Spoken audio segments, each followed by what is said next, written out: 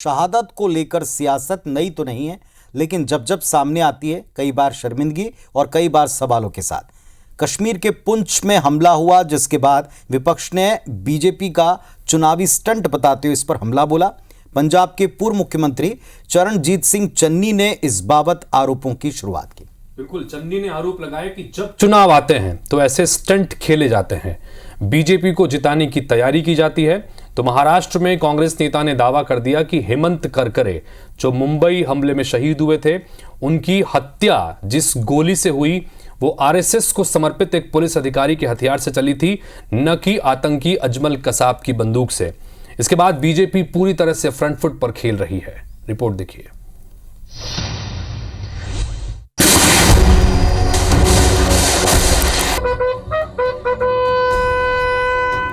4 मई को कश्मीर में आतंकियों के हमले में 4 जवान शहीद हो गए। हमले को लेकर देश में गुस्सा है तो जवानों की शहादत से माहौल गमगीन, लेकिन चुनावी सीजन में आतंकी हमला और शहादत के मुद्दे पर घिनौनी सियासत भी दिख रही। कांग्रेस और विपक्ष हमले पर सवाल उठाते हुए इसे स्टंटबाजी बता रहे हैं, तो सत्तारूढ़ बीजेपी कहती है कि विपक्ष और आतंकियों का अंदरूनी समझौता है। आरोप प्रत्यारोप की ये सियासत जहां से शुरू हुई, पहले वो बयान भी सुनिए।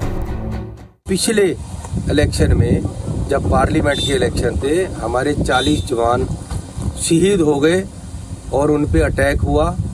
आज तक सरकार ने ये पता नहीं किया कि वो अटैक किसने किया। अब फिर इलेक्शन आया है, फिर हमारे जवानों पे अटैक हुआ, फिर जवान शहीद हुआ। पॉलिटिकली इसको स्टंट बनाकर क्यों बीजेपी यूज करती है और क्यों बार बार हमारे शहीद हो रहे हैं?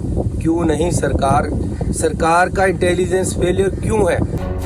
कश्मीर में आतंकी हमले को चुनावी स्टंटबाजी बताने में सिर्फ चरणजीत सिंह चन्नी ही नहीं, राजद प्रमुख लालू प्रसाद के बड़े बेटे तेज प्रताप ने हमले के लिए सीधे सीधे पीएम मोदी को ही जिम्मेदार बता दिया।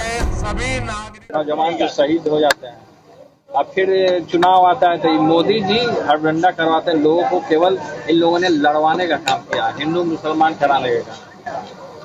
शहीद जो हुए ये सब किनके वजह से हुए? मोदी जी के वजह से हुए, तो पहले कहाँ कोई शहीद हुआ? एक तरफ कांग्रेस और विपक्षी दल मोदी सरकार पर आरोप लगा रहे हैं, तो दूसरी तरफ जवानों की शहादत पर सियासी बयानबाजी पर बीजेपी ने सख्त ऐतराज जताया। क्या कहा था राहुल गांधी ने कि शहादत पर ये लोग राजनीति करते हैं? याद है ना आपको? वही बात तेजस्वी बोल रहे हैं। ये लोग आतंकवादियों के साथ समझौता करते हैं, जिसने किया है उसके खिलाफ कार्रवाई होगी, वो खत्म होगा, लेकिन कृपया करके शहादत का मजाक मत बनाइए। पुंछ में आतंकियों से लोहा लेते हुए छिंदवाड़ा का लाल विक्की पहाड़ी भी शहीद हो गया। मौत की खबर से पूरा परिवार सदमे में। विक्की पहाड़ी को श्रद्धांजलि देने मुख्यमंत्री डॉक्टर मोहन यादव उनके निवास पहुंचे। सीएम ने कहा, बहादुर जवान पर हमें गर्व है। इधर बीडी शर्मा ने कांग्रेस और नाथ परिवार पर जमकर निशाना साधा। एयरफोर्स के लिए और हम सब के लिए, वैसे तो सेना के जवान का ड्यूटी पर शहादत होना ये हमारे देश के लिए गर्व की बात होती है, लेकिन व्यक्तिगत जीवन में ये जो क्षति होती है, एक 4 साल का बच्चा है, पत्नी है, उम्र भी 30 साल के अंदर की है, हमने भी 1 करोड़ रुपए देने की घोषणा की है। न शहादत से कोई लेना देना, न उन्हें जनता से लेना देना। कमलनाथ और नकुलनाथ दोनों गायब हैं। दुर्भाग्य है कि इस प्रकार के लोग आज ऐसे समय में भी वो वहां पर गायब है। सर्च वारंट जारी हो रहा है, कहाँ है कमलनाथ? चुनाव में भी गायब है, बाकी जगह भी गायब है, देश है विदेश है, कहाँ है पता नहीं है। इधर महाराष्ट्र विधानसभा में विपक्ष के नेता कांग्रेस के विजय वडेट्टीवार ने दावा किया कि आईपीएस अधिकारी हेमंत करकरे की हत्या जिस गोली से हुई वो आरएसएस को समर्पित एक पुलिस अधिकारी के हथियार से चली, न कि अजमल कसाब की बंदूक से।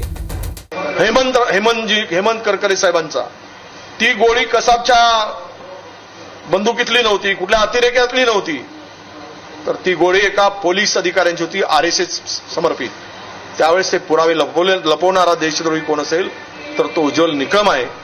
आणि अशा देशद्रोहाला जर तिकीट भारतीय जनता पक्ष देत असेल तर मात्र हे देशद्रोह्यांना पाठीशी घालणारा पक्ष आहे का, हा प्रश्न येतो आहे। इतना ही नहीं, वडेट्टीवार ने आरोप लगाया कि जांच के दौरान महत्वपूर्ण जानकारी सामने आई थी जिसे उज्ज्वल निकम ने दबा दिया, जो एक देशद्रोही है। बीजेपी एक देशद्रोही को क्यों बचा रही? ऐसे व्यक्ति को लोकसभा चुनाव में टिकट क्यों दिया? तीसरे चरण की वोटिंग में बस अब चंद घंटे शेष हैं। ऐसे में पहले पुंछ आतंकी हमला, फिर हेमंत करकरे की शहादत पर बयानबाजी ने बीजेपी को एक बार फिर सेना सम्मान के मुद्दे पर विपक्ष को कटघरे में खड़ा कर दिया है। तो वहीं इंडिया गठबंधन के नेता इसे चुनावी स्टंट करार दे रहे हैं। इन सब के बीच देशवासियों के जहन में एक ही सवाल है, शहादत पर सियासत कब तक जारी रहेगी? Election desk, IBC 24।